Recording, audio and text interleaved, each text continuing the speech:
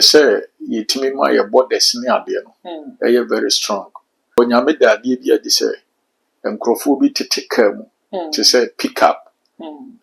ka mu no mo no tete akire na o di tu asisi wo mo nantem no mo address it say de sabe ya muslim for dress no no mo tete ka nam sa ana wo mo woni ma bi su sisi ka ni eno mo de wura Ghana de o mbetima ye Boko Haram phobi ana say terrorist phobi celebratory bi me person me bo obi adwin do ono hwi na wan kunya ana so anya sa plane crash ni say ya kasa na ye mpanimfo ne ade tie ya ya na nye sa group bi ni edi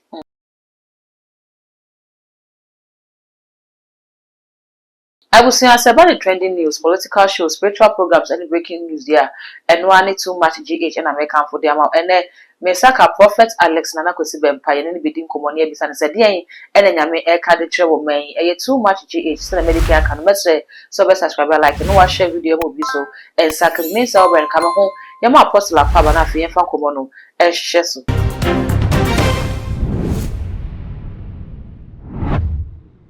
Apostle Mwakaba. Maybe I will Crystal. Yeah, the Yamias. Many kind Mr. Papa, dear and Yami air cannon edition of my Ghana. Every tear bini na meba studio ha my didin komo bia na say niema bi sisi a bebre na no say enye ye nyina de as citizens of the nation but na yempa ebo say de nanka asi wo sunsum no ebitima firi ho ba asofo de ye de nsi ye koso bompire the niema chi but ye be kan say enye nipa ho odinti ye nipa ho odinti de osoro penesi enti no de kobaye no na nei de say niema foforo na urade danadi urade danadi enti bibia say abafa ye mampan no say after the besi echi no na sese no ase sunsum no de what dress it fine what dress it fine so say we cause will be address fine or what dress it fine shatalia fine it was sunsum that we know a sign represent something so address it final make us be a sign of innocence and now in a painting so na odifo so wokasa what dress fine na ojina painting a we bisa say and na hwan na yeken na ye kan ba ye mampan ye mampan Mahama yeah because say last no o ka say ye be ye video bi ka asem aba mpanimfo no ho nsem na me ka say the see be see near the pie bota chiri ne niema because na nyame na who do it because ono kura no na omo hwe no na nyame charge niema ye bompa ya said ye bitima ya but after the see chi wi na nyame de niema bi adi ama so address fine no ho ase na me kan say sign of innocence no gina painting so address fine sunsun anti no ya de wo sunsun odifo wa mbisa se ye share afiase enye masisi wa film nyina kire sa afi we de ni Ghana ni yi wo ekoso akwanhie esisi estokwane ade a ekoso prophecies dodo na ne ba monten na dodo na so nye ne emu ye nika wo dodo na ne do so mutitiri kwa na parliament house ni ade a omo kire se by election bebre na ebekoso ewo ho ebi kwa kire se plane crash na course na no ye ka Ghana for ya ode na ka mampeni na kasa mpo na sa ade no ehwehwe no but I say who now you one prophet how do they aba yet different from prophets na abani nyina no enti bi bisa say wo kire say wo say man pani address kama na sunsun modina painting no e put na kire de ma wo man Ghana bi say wo ye man nyina pani enti say wo bi bisa na say wo address kama a dear pa potina eka, a bit never so address come as now, and ye dear chinny, a bit never so address come and ye dear chinny, into why a sending me who say, what dress come up with a pincy, a dear na eka, a dear Susan, one a more mine. Oh, bet Maka say, say, yeah, the near my back when you cry, physically, no. I say, after say, wafa, or time only near dear. But I say the original better position, near my change. Until say, what dress fine there. Now we need a sign, make us a sign of a victory. A sign of say we'll be in a good position. What you say? Edema, no by our mind. Until I believe say a sign said near my so trap, then near my now was be a team stop. Okay. A team stop. Until you say no, you go so fight ko bompire because na ko anya kon kutoa. Okay. Anya kon kutoa sa because last we heard said na meka na me no din komo na okase say iwu bi sinsen wiem said ya meka na e prefer iwu no asem ba ya na ekoba na sa nti na anya kon kutoa ankasa nti no no ankasa kura ye yi a wo hwe no said ya na ye ka no ba wo mo ntimi anye nam se na prophecy more no aba ma no kan fa no ho ne ade nti sabe de ye betimi akase ekon a mampani John Dramani Mahama ena musunsun fam e de fa wo ni ade ho wadi sunkuni mu ansa sabe de wo bi asensen ga na ko betimi aka sa se no what dress fine de se nyame kire se what dress fine na kire se wa begina better position okay what dress fine is after corner chino wa begina better position sa na metima kan se okay odi for say na wo kan ba de bi so kire se o my Ghana na nkasa no ye wo mu no yesunsun ba de ba honam ni ane ye hu no e wo Ghana no kire se bibia ye yesa ne titiru ni ako a esi wo Ghana ha ne ewuwu ekoso ni ade no sa bre kromo kire se ye security system no kra no kame ye se ye nhwe ne ye nyesa terrorists bi kwa betimi abọ room ni ade it's no net saying na me ka se fa na sa aspect no de say yitimi ma ye borders ni ade no very strong because no ya ade ye pefi okay because nyame da ade bi ade say enkrofo bi tete ka mu to say pick up ka mu no mo no tete akire na o mo di tu asisi wo mo nantem no mo address it said said ya muslim for dress no okay no mo tete ka nam sa na wo mo woni ma bi su sisi ka ni wo mo de wura Ghana okay na wo mo wura mu no ase wo mo nenam lungu so wo mo nenam lungu to say nkrofo bi o bi suspect touchline no mo nenam enti we no serious said ya wo kana said ya de ombetuma ye Boko Haram phobia ana say terrorist phobia yes no say no ye my borders ne ade they very strong said ya wo mu wuram kura na bibia wo mu peso wo ko back be difficult for them be betima cho said ye wo mu nkodi boni bi na ebia affect ompanyin no because ono na was so nti say wo mu wuram ana say bibisa akoso a ebe fetch na government and another thing the bano sa bambo no dia na say itimi masa bambo no very strong we borders ni ade no because nkrofobia say Boko Haram na say toro less free person umbe sa ade no o enter na anything can happen that apart from say ye my borders no are strong no bi any was soon from dey ni betimi aya e betimi dey side na no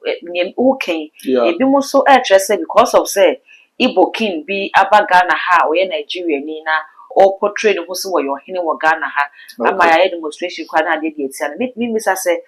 ne wu no wo ani so de hu mi ne o hene no e wo twaka bi ana the nyame da na di nie nti just so hini bi o ha say dia and I really don't know say me hu no kura me hye da nim no say o hini we nti sa o hini no ayinim bi kura pick up no bia mintimi nche because me nim no nti ba bi hu say o motiti pick up msa ni tu ne deda o monantem o mo address it say Muslim for no o mo nenam lungu like that nan niema si pick up and no niema bensa oh niema no betima it say smoke grey goose bi ana bisa said the o mpese ni public what it is no mo nenam ayi ndi na mehwe na me pini ho ehwe me kwa na mfi say o mo ye bi a asojafo ba me pini ho bi mhwe na mo say say soldiers na say no mo tie ti ara so be Boko Haram and I say terrorist for no bia nti ade ese ma afi huma Ghana na penny working oh say sign ya me de ba se man penny so address fine no dressing fine our dress no qualifies sa ne mani na ana say take over war sa niema anka bia wa ahead to come again dress here nyame a kire say we address fine it means we in a good position now and you know saade no timi is cutting niema off so that say a sign it say be a cutting disasters and dangers are be anka ya ahead of us a cutting off because you see what kire say we address fine you address fine no so we need the akon na gigi afede wa be kire so wa dress fine abegina painting and this time and that's how it is and to address fine about abegina painting odi for na uye ka bibi wo bibi so de fa ye celebrate sa wo manga na say e be hwa say celebrate ba kwa na ho ba asem ye pa ye Shatawale fa ne ka ho sensem ene ade a okopi mu kwa wo yekoni ade prophecies bebre na akọ de ama ne bi kire se ne de na ni mu nye ebi su kwa kire se o Shatawale afi nya mbe pja ne yi pa obema na nyuma kwa akiri globally no obeji de yi check right first na enim no but also the different prophecies be airport and ma celebrate bi ogada ha sen na komshe na kasa se o say sa yinu ano asem ebaye efa ne ho ana bibi no ansa na ebisi no onse nyame da sa de no adi na de wa nyame da di tre no na ye far different altogether no one see pepepe no ntimbe kan ya ntinyame kire ne se de si about wa me yankanti me de ma me kan but now celebratory bi me person me bo obi adwin do ono hwi na wan kunya ana so anya sa print crash ni bi nso ye another thing nti celebrate bi say ye bompa ye boa say be on kunya print crash bi no so ye another thing celebrate bi say on kunya print problem bi ana say print crash bi nti no so ye na eno sa no na odifo emisa say ebesiden because now ye na Ghana ha enya plane crash nipa nwotwe na ehwere wo mo nkwa no enti sa no route ne te say dey na celebrate no wonye ebia wo mu ne dindie na so ka go from ebia onya ade ba ko mienu bi dey na ofango akwramu dey na wonye dey na be mana na nyada no so say anamo yi ya me be ko bi asay ne besi ana asay ne be fi mu aba anti say na me kasa asem no enti say celebrate bi ewo sa na montu bi sa occasion no ubetimi na I believe say assembly say no seba sa na we celebrate na bia wo na montu bi like that obebo ho mpayansa no we say nyame say say utu sa na mo na say any kwa say utu and some we take steps nti eno ya dia very important nti say ya kasa na ye mpanimfo ne ade tie ya ya na nye sa group bi ne edi nti nko mu fa ne serious nti say de na no nka die si no mbusa say anamo say ye pesi yetu no yentu anase because Bible say urade ye biado abedi a kire na difo ansa nti say omuno wo trimpo bi di madi na very omu wo how do I even put it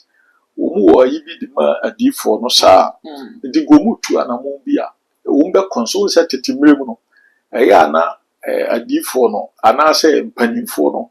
ansa na mo no abeye bibi no ana maima anase whatsoever no kura adifo bi mu omuta consult adifo ansa ansa na umbetu anamo bi o particular thing ho a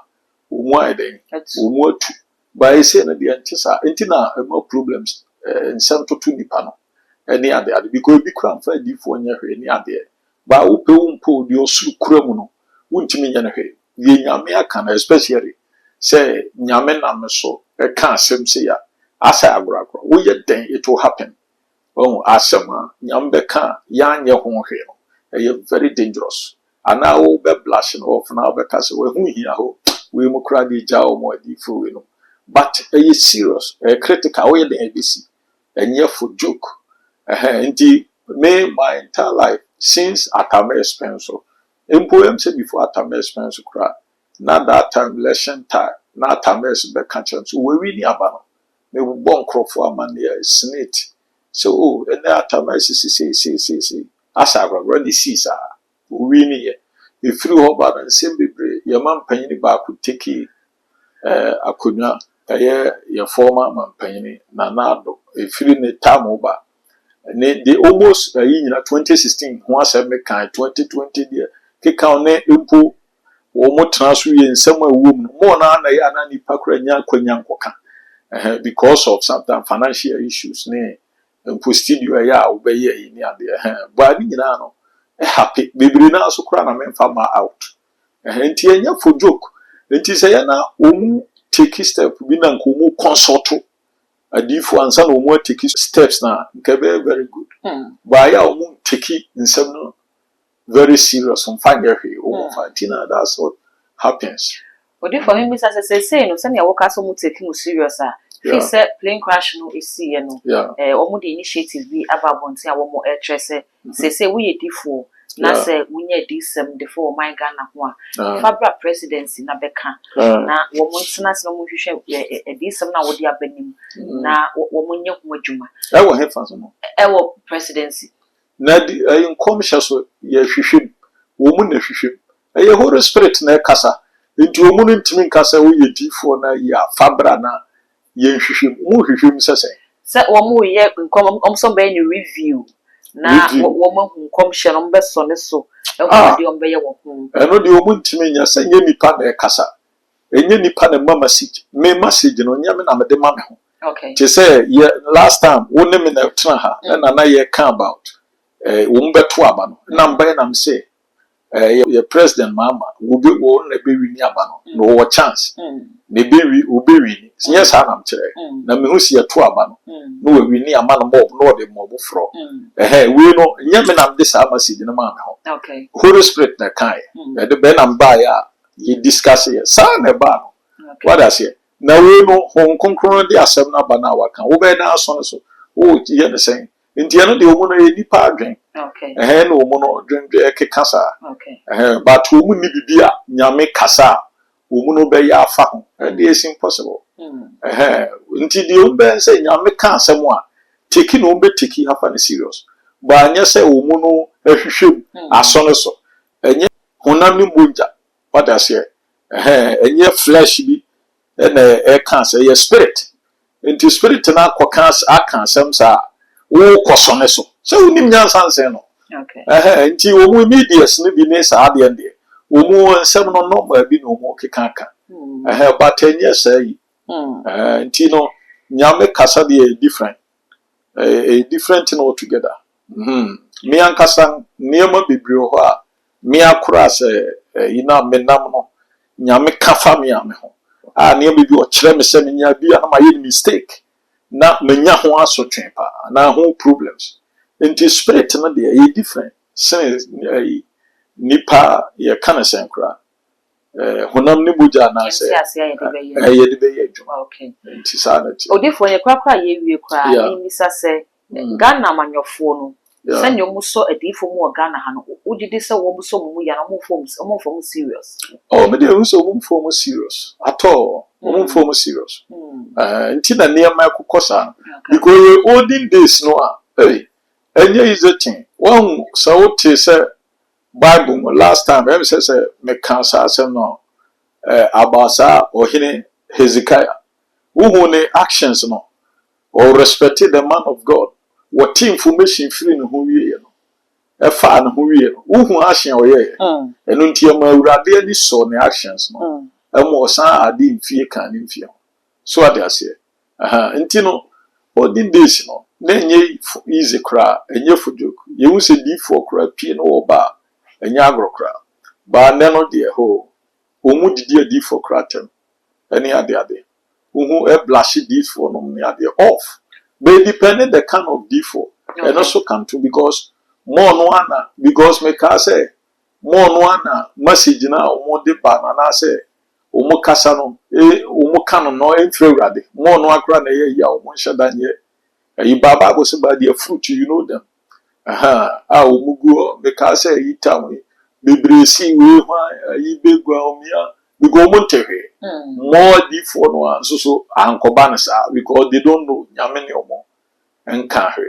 and also so yeah apostle be da se pa so nya bye yeah abusia ha na be ma akwan me de akomo twetwe ni nyina esi message so be ja comment wo comment section ko e ma me na fe wa subscribe and like and wa share na unya bi so enye bi ahwe dark gold enemy di all the social media handles so ko wa too much jeje also all like and wa share na ko so enye bi ahwe ye be say share